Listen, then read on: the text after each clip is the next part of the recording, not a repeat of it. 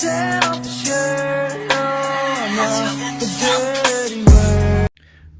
this is part of a trend of anti-electoralism that has swept both the right and the left in different ways, obviously. And I'm not here to say that they are the same, right? I think right-wing anti-electoralism in the United States has led to, insurrection, right? While, left-wing anti-electoralism has, not.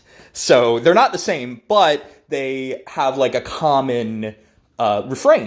And the refrain is that centrists, the mainstream public or whatever, are being captured by the other side, and that we should, it's pointless to try and convince them, right? And they invent all these bullshit theories, right? On the right, it's taken a recent form in Kanye's,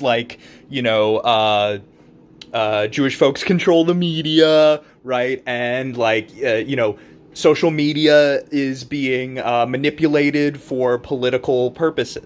And on the left, it's crap like this, right? Like faux intellectualism trying to say that, centrists only move to the right. With no data whatsoever, right? This is not backed up by actual data. It's just feels or vibes, right? And two examples prove this.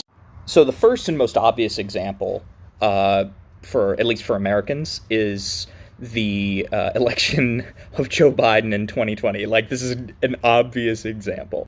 So after 4 years of rule by, Donald Trump, who, certainly had some, fascist tendencies, right?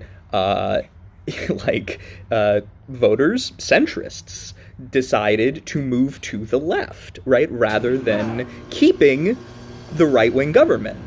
The other example also happened recently with the failure of Jair Bolsonaro in Brazil to retain the presidency.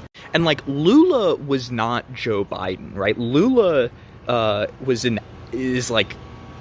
serious leftist